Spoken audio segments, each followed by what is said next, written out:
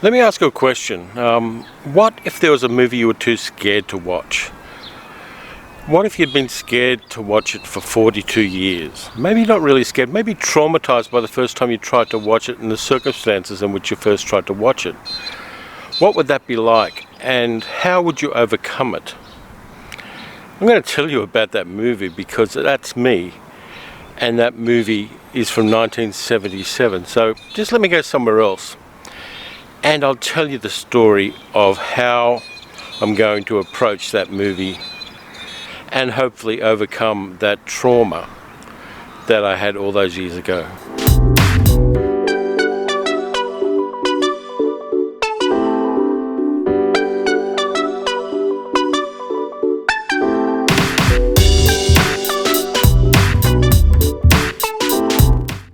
Okay, so what was the movie that messed me up so badly? It was 1977's Suspiria, directed by Dario Argento.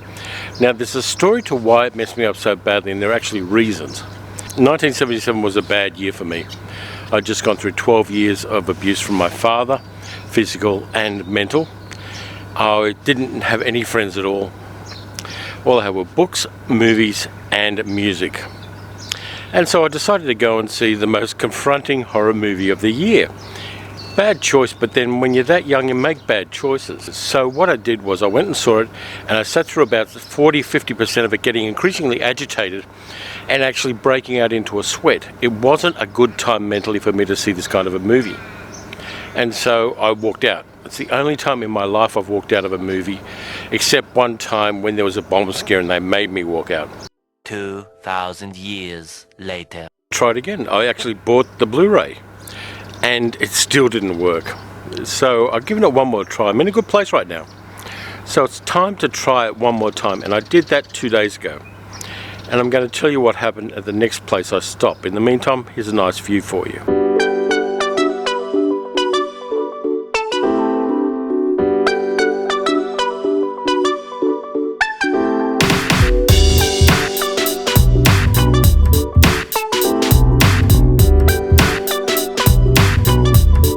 Okay, so you're probably wondering whether I could successfully watch that movie, Suspiria. And the answer is, yeah. I finally got through it. And I'm going to review it as well. I'm going to do a little bit of a voiceover and review it once I get off the road. And I'm feeling kind of good about the whole experience of persevering with Suspiria. Because one of the things I believe in a deep, deep way is that if you're scared of something, you've got to confront that fear. You don't give in to it ever. You don't let it darken and control your life at all. And because so much of my life is about movies, having a movie that I couldn't watch and that defeated me in some way was a big thing. And I managed it. I managed to see the movie. And I enjoyed it, which is even stranger. So I'm going to tell you what I thought about Suspiria, but I thought I'd give you the background first because for me it was a mountain I had to climb. And even though a lot of other people have seen the movie and haven't had anything near the reaction that I've had, and I have now defeated it. And I feel kind of very calm and good. And there's cars ripping past me here on the highway. I better get going and get home again after I stop off for some lunch. Big truck. See you then.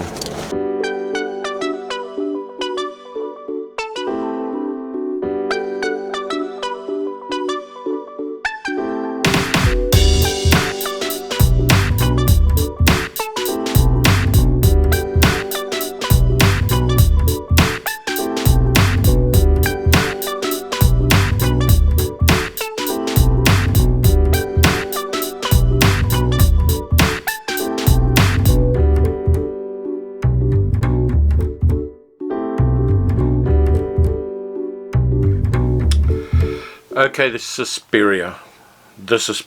Okay, Suspiria. The movie that bedeviled me for 42 years. And now I've watched it. I've actually watched little bits of it again too. I've watched it almost twice now.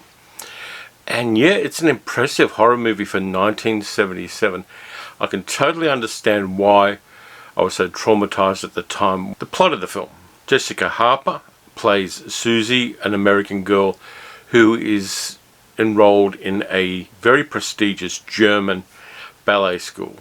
She arrives at Munich airport during a thunderstorm, makes her way in a cab with a very unhelpful cab driver to the school, and she gets there. She sees a young woman in plain distress fleeing the building, and she tries to get in, but nobody there seems to know who she is, so she goes off and finds a hotel for the night. We then follow the other girl as she flees through a forest and ends up at the apartment of a friend, and then is brutally attacked by an unknown assailant. Now, all of this is at the front end of the film. One of the things that Dario Argento, the director, has said is that he wanted to front load this movie with a climax, and then big operatic, full-on climax of a thing, and he succeeded in doing that. The special effects do look a bit ropey from the 21st century viewpoint. They've got that very thick, bright red blood. Used to be known as Kensington gore among the English film industry. You've got some really gross special effects, but they're kind of quaint as well by modern standards. Nonetheless, thinking back to 1977 and the enormous impact this movie had on me at the time, I can understand why I fled. It's not a movie to see if you're in a distressed situation, as it is. The ballet school is a really weird place. It's infested with maggots at one stage. It has some very creepy staff members. There's a really bravura scene where one of the staff at the ballet school, a blind pianist who plays accompaniment to the dancers' training, ends up being killed in a really interesting way in a town square. Beautifully shot by Argento, really, really masterful, and he builds the suspense layer by layer in a fantastic way. The supporting cast is really good too. You've got Alida Valli, who was really great in The Third Man for Carol Reed, and she was also the assistant to the mad professor in Georges Franju's Eyes Without a Face back in 1959-1960. So those are two movies you should definitely check out if you haven't. And we've also got Joan Bennett, a kind of minor Hollywood actor in the 40s and 50s. This was her last film role, and she plays the head of the ballet school. And she's kind of good in there too. She's got a certain presence about her. So what's my final verdict on Suspiria? Yeah, I should have seen it before now, but I don't know that I was capable of seeing it before now. It's a movie that's held a kind of power over me for just such a very, very long time. And while I don't think it's the best horror movie in the world, I could name 5 off the top of my head that I like better. I think it's worthwhile. I think it's really well done. I think the beautiful use of primary colours. There are wonderful Art Nouveau set designs, which I really appreciated as well. It just kind of works on a whole bunch of different levels. And for 1977, even though it does follow some of the precepts of giallo movies, which have been going since mid-1960s, it still brings something new to it. That supernatural aspect wasn't always in giallo films. And I think that Argento has done a fantastic job here of incorporating the giallo tropes of the masked killer killing beautiful women and the supernatural stuff. It blends seamlessly. And the final conflict between Susie and the supernatural entity in the ballet school is done really well given the technological limitations of the time. You really should check out Suspiria. I still haven't checked out the new remake that is currently on Amazon. I'm going to check that out probably within a week. May let you know how that goes. If you follow me on social media, you'll definitely find out. But this movie is one with which I have a journey unlike my relationship to any other movie in history. And it was kind of fun getting to this point. In some ways it was incredibly traumatizing to get to this point in earlier days, but it makes an interesting story, I suppose. So thank you for watching. If there are any horror movies that you haven't been able to watch, let me know what they are, because I'm interested to see where different people draw that line.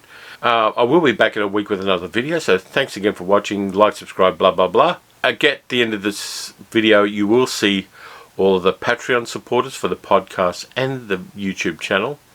Thank you again to all of those people. You all rock. And I'm going to leave you with a little more of the B-roll I took while I was cruising the southern coast of Victoria a couple of days ago, talking about Suspiria.